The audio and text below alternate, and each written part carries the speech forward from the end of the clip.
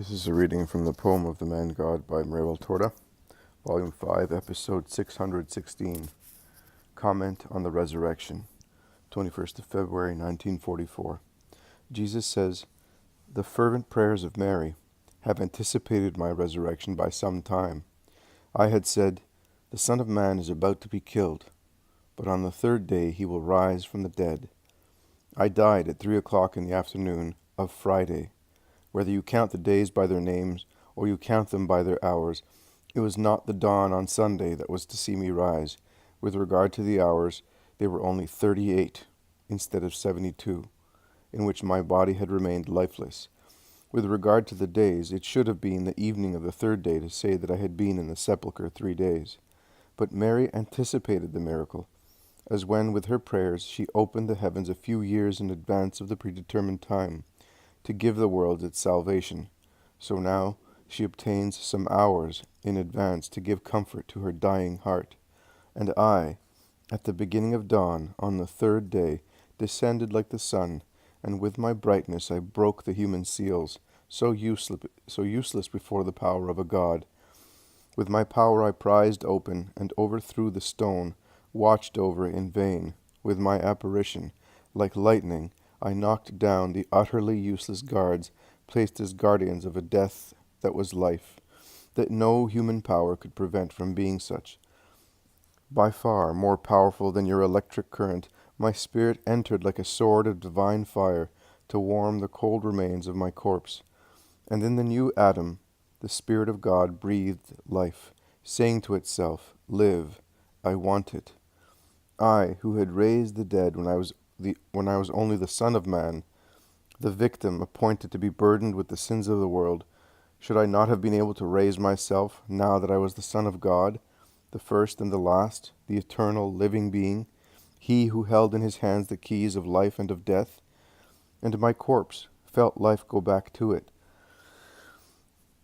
Look, like a man who wakes after a sleep brought about by enormous labor, I breathe deeply, and I do not open my eyes yet. Blood begins to circulate again, though not yet fast, in my veins. It brings thought again to the mind, but I come from so far.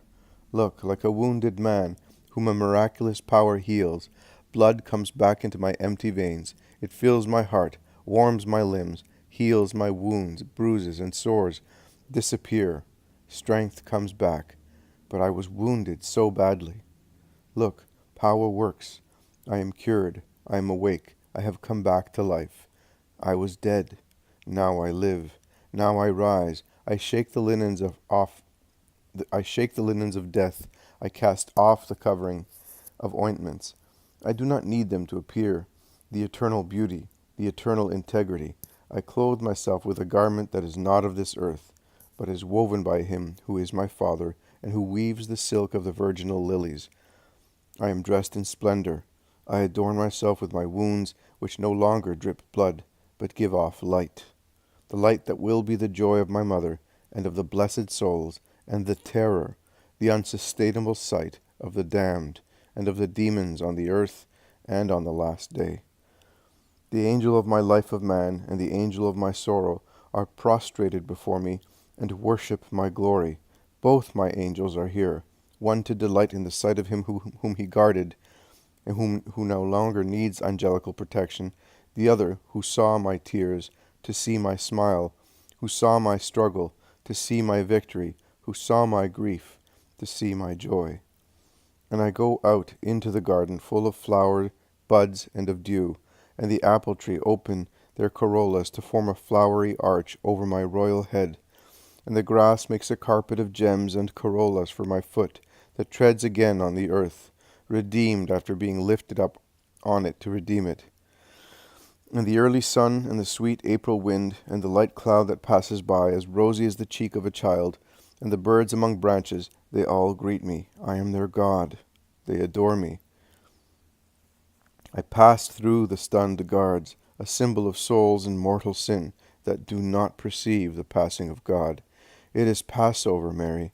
This is really the passing of the angel of God, his passing from death to life, his passing to give life to those who believe in his name. It is Passover.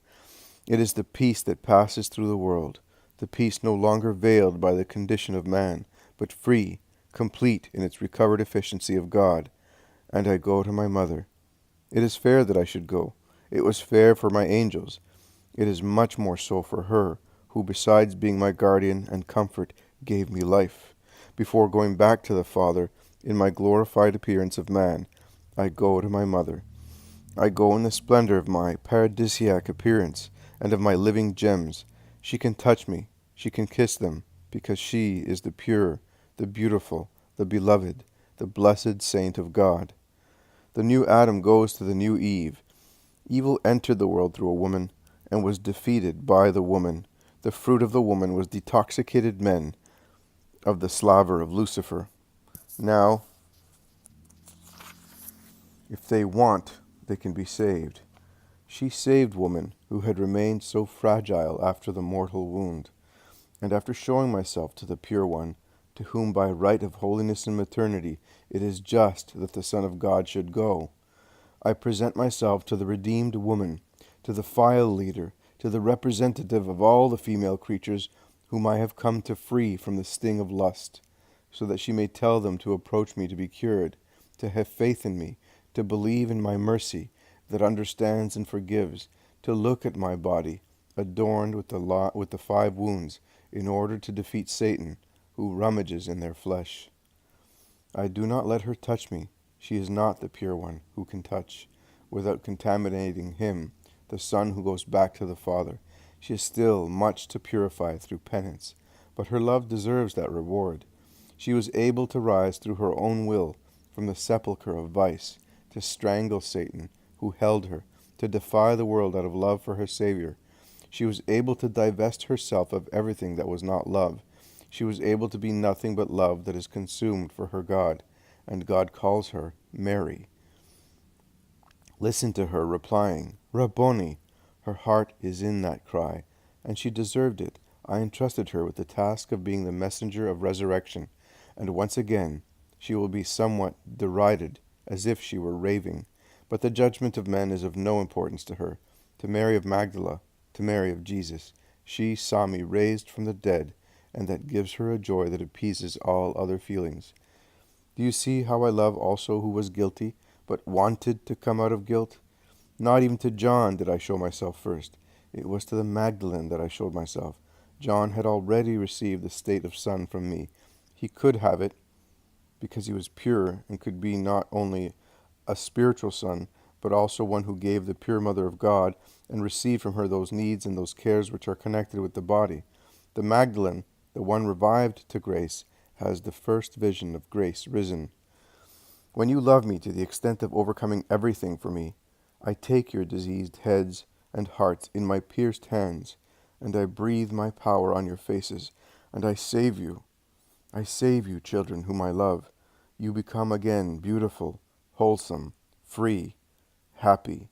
You become again the dear children of the Lord. I make you the bearers of my goodness among poor men, to witness my goodness to them, and convince them of it, and of me. Have faith in me. Love.